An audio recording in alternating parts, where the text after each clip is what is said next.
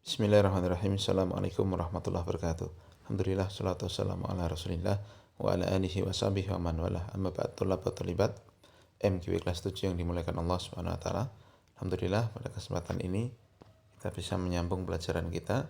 Dan sekarang kita sampai di pelajaran ke-23 dengan judul bab yang masih sama dengan pelajaran 22, yaitu lanjutan bab termasuk syirik memakai gelang, benang, atau yang sejenisnya sebagai pengusir atau penangkal bahaya. Jadi pakai benang, pakai gelang, pakai cincin, pakai ake orang Jawa bilang ya, atau pakai apa yang ada di leher ya, pakai kalung, tapi bertujuan untuk menolak bahaya. Kemarin sudah kita terangkan permulaannya ya. Nah sekarang kita tambahkan lagi di sini. Tujuan dari pembelajaran kita yang pertama, murid dapat menyebutkan sebagian bentuk kesyirikan sebanyak-banyaknya. Karena memang bentuk kesyirikan itu banyak. Nah, kita harus tahu untuk kita jauhi. Yang kedua, murid dapat menerangkan pengaruh jelek bergantung kepada selain Allah. Ya, bergantung pada jimatnya kah, bergantung pada akiknya kah, bergantung pada gelangnya kah, dan yang semisalnya nanti. Yang ketiga, murid dapat menyebutkan contoh sebab-sebab yang dibolehkan dan sebab-sebab yang diharamkan dalam melakukan pengobatan. Nih, tolong kasih garis bawah nih. Jadi pengobatan ini ternyata ada yang boleh dan ada yang haram. Bagaimana nanti? Nah, kita baca. Fokus pembahasan kita adalah satu hadis ini ya, dari sahabat Imran ibni Husain radhiyallahu anhu. Anna Nabiyya sallallahu alaihi wasallam ra'a rajulan fi yadihi halqatun min sufrin. Beliau menceritakan bahwa Rasul sallallahu alaihi wasallam melihat seorang lelaki yang di tangannya ada halqah, ada lingkaran, sesuatu yang melingkar. Kemarin kan sudah kita baca ya, mana halqah. Dia memakai sesuatu min sufrin. Lihat, dari sufrin. Sufr artinya tembaga yang berwarna kekuningan. Dulu kaum musyrikin memakainya di tangannya ya, dengan keyakinan bahwa hal itu bisa menjaga mereka dari penyakit terkena ain atau gangguan jin. Jadi pakai seperti gelang dari tembaga dari kuningan ya, yang diyakini itu bisa menolak penyakit tadi. Paham? Nah, Rasul melihat ada orang pakai gelang seperti itu. Faqala ma hadhihi, maka Rasul bertanya, apa ini? Gelang apa ini? Qala, orang itu menjawab, minal wahinah. Dia menjawab, penangkal sakit. Minal wahinah, penangkal sakit. Wahinah itu apa? Penyakit yang menimpa tangan. Jadi ini penangkal penyakit ini. Wah, maka faqala Rasul yang melihat orang itu memakai seperti itu, ditegur dan jawabannya seperti itu, maka Rasul melanjutkan dengan mengatakan pada orang itu, inziha fa innaha la taziduka illa wahnan. Maka Rasul mengatakan, inziha, cabutlah, buanglah dia. Naza'u adalah mencabut dengan kuat. Jadi Rasul mengatakan itu cabut itu, lalu dibuang sono, begitu. Fa innaha la taziduka illa wahnan. Karena yang kamu pakai itu tidaklah menambahkan kepadamu kecuali tambah lemah, wahan kelemahan. Kalau kamu pakai itu malah tambah lemah, tambah takut, bukan sembuh penyakit tapi tambah lemah. Dan Rasul melanjutkan lagi kalimat yang sangat penting. Wa innaka law mitta wa hiya 'alaika ma aflahta abadan. Kurung kutub ya.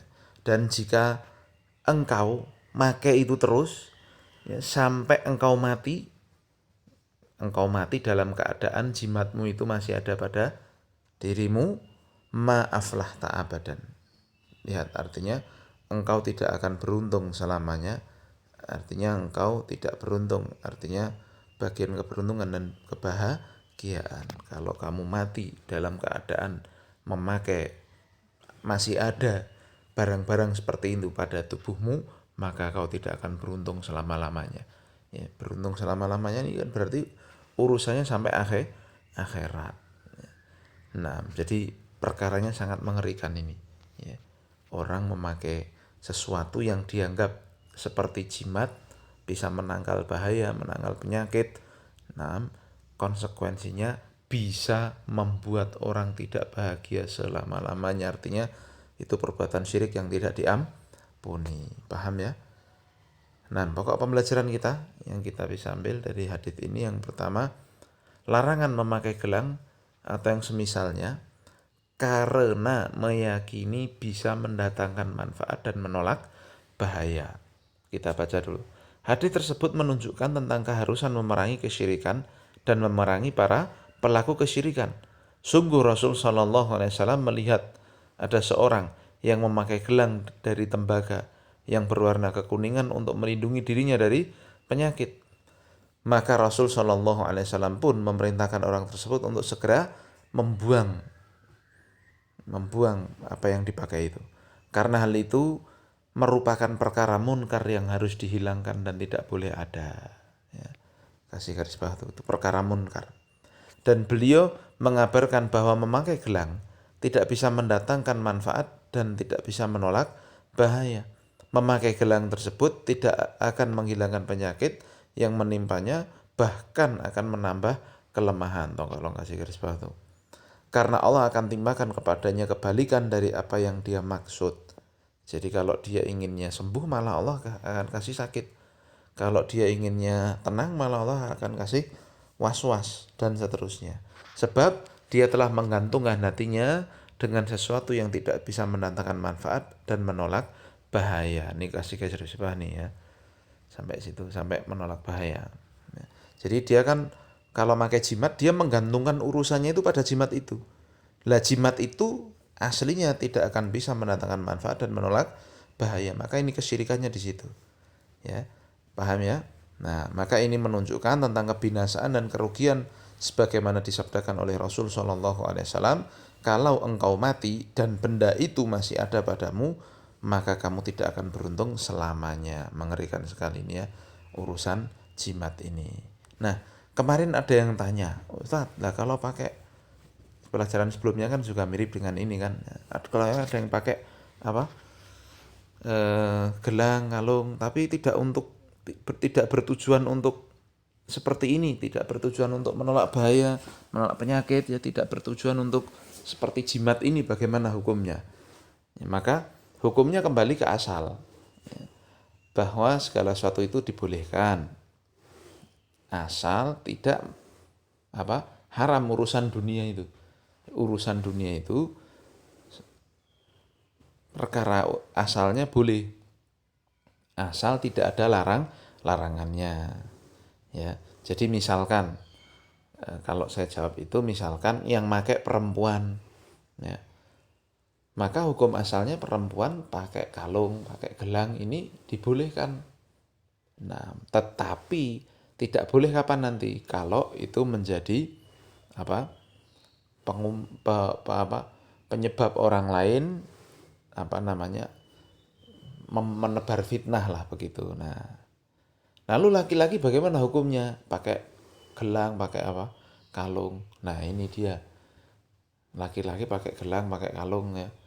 Yang pertama kalau pakai emas hukumnya haram. Lalu yang kedua, sebagian ulama menyebutkan kalung gelang itu kan urusannya perempuan. Jadi secara asal ya kalung gelang itu yang memakai perempuan, jangan sampai laki-laki yang memakainya begitu.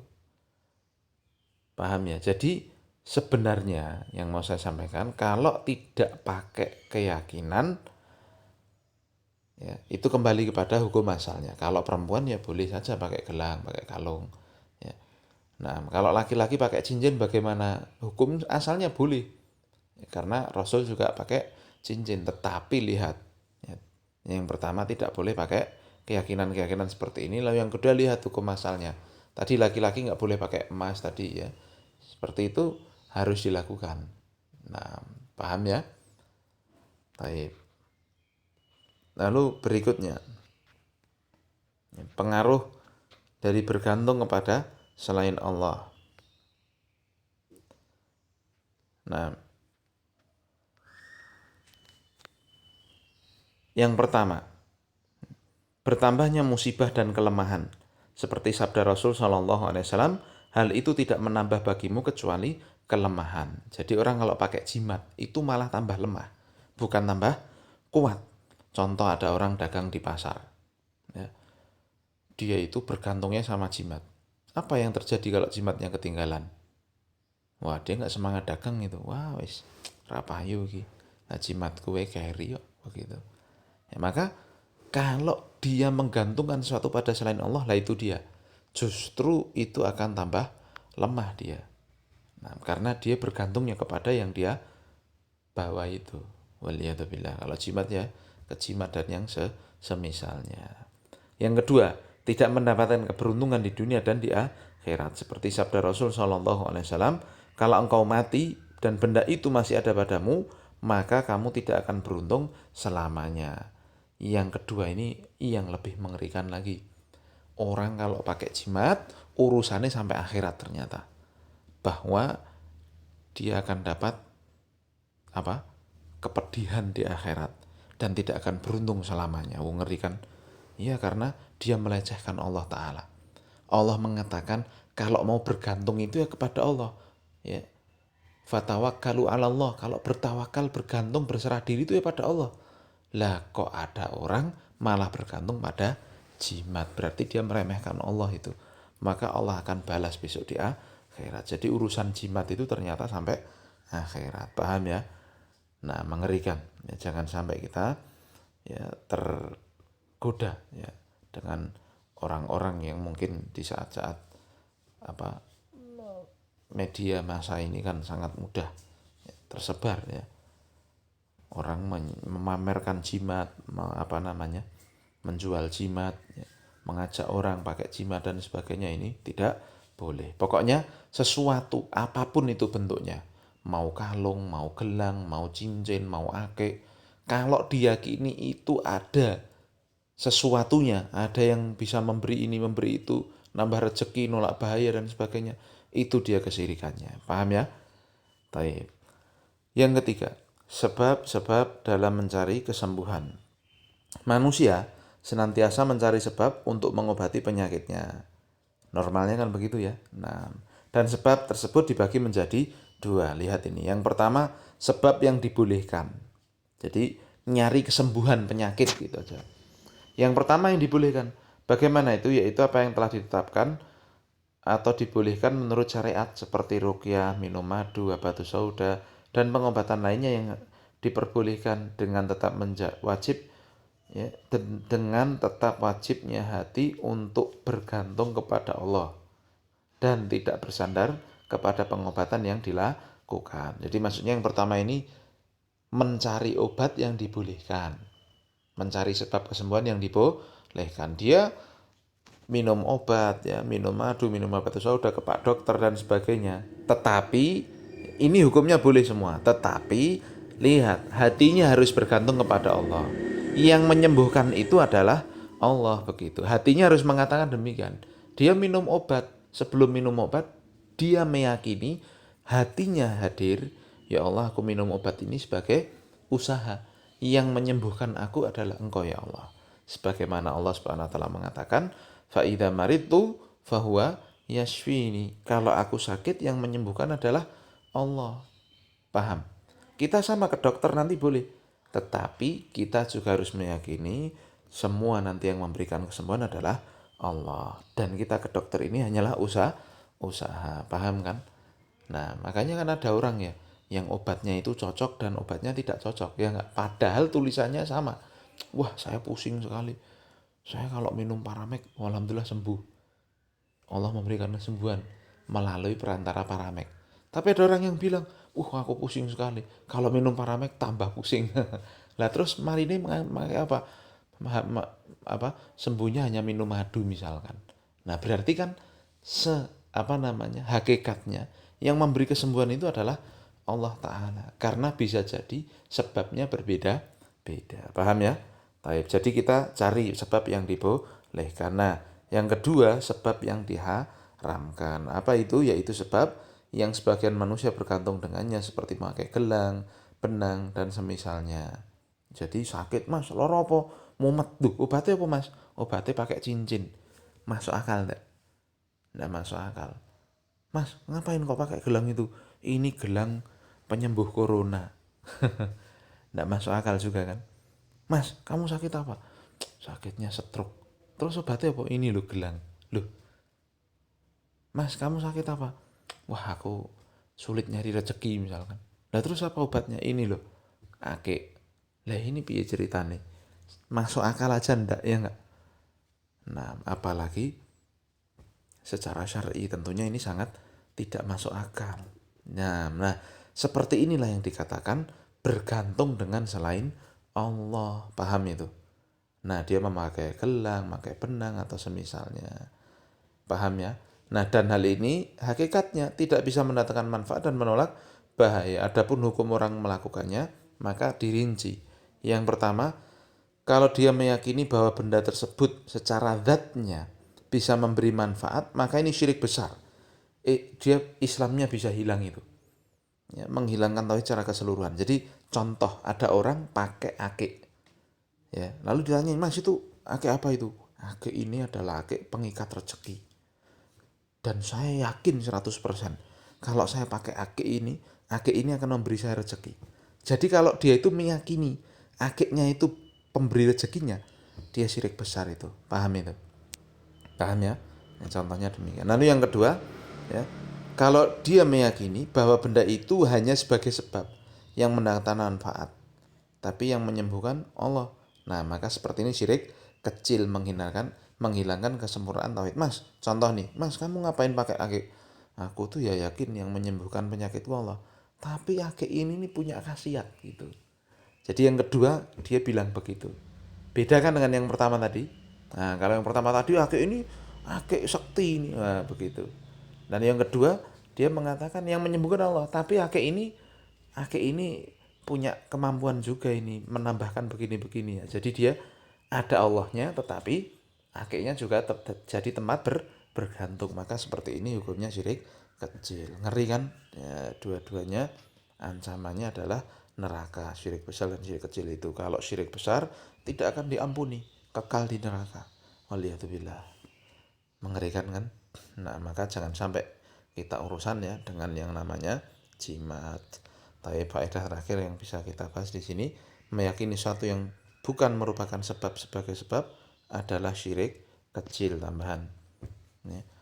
Meyakini sesuatu yang bukan merupakan sebab sebagai sebab adalah syirik kecil. Contoh tadi, meyakini akik. Akik itu kan benda mati, ra iso apa-apa. Ya, dibuang di ditaruh mana itu juga namanya benda mati. Nah, kalau dia meyakini akik itu menjadi sebab datangnya rezeki, itu sudah masuk dalam kesyirikan. Paham itu? Nah, apalagi kalau dia yakin 100% akiknya itu pembawa rezeki. Ya, ini tentunya urusannya lebih besar. Jadi itu yang dikatakan sebab. Paham? Nah, bisa dipahami ya. Nah, nanti sama juga contoh yang kedua yang dilakukan oleh paranormal itu. Ya, orang kena sakit apa, harusnya kan ke Pak Dokter. Wah, kepalanya pusing ini, tapi kok malah ke Mbah Dukun. Nah, kan itu nggak masuk akal sudah. Lalu nanti sama Mbah Dukun ini dikasih ini loh, tempelin di rumahmu loh. Piye sih? Wong sakitnya kepala kok suruh nempelin daun ini di rumah misalkan. Nah kan berarti ini ya dia nah bukan sebab kesembuhannya sesungguhnya, nggak ada hubungannya. Misalnya dia suruh gantungin daun tertentu di jendela rumahnya, lah ini kan nggak ada urusannya dengan sakit kepala kan harusnya. Nah, jadi itu bukan sebab untuk menyembuhkan dia, tapi kalau itu dia lakukan, dia terima, lah itu dia jatuh pada syirik kecil. Paham ya? Nah, ya nanti sama hukumnya semuanya. Ya, orang yang meyakini ya, ataupun pakai kalung untuk apa? Untuk tangkal corona misalkan. Ya. Bagaimana ini hukumnya? Nah ini dia. Kalau itu memang tidak ada urusan medisnya, kan untuk nyembuhin corona harusnya. Tapi kalau itu ternyata nggak ada kaitannya dengan urusan medis, lah ini berarti masuk di sini. meyakini satu yang bukan sebab menjadi sebab. Nah, maka itu hukumnya syirik kecil. Paham ya? Baik, kita tambahkan untuk ulangannya silahkan dikerjakan, ada 5 soal ya. 4 soal. Nah, nanti insya Allah semua soalnya itu akan kita koreksi bersama di akhir nanti. Kita akhiri ya dengan kafaratul majelis. Subhanakallahumma wa bihamdika, asyhadu an la ilaha illa anta, astaghfiruka wa atubu ilaik. Assalamualaikum warahmatullahi wabarakatuh.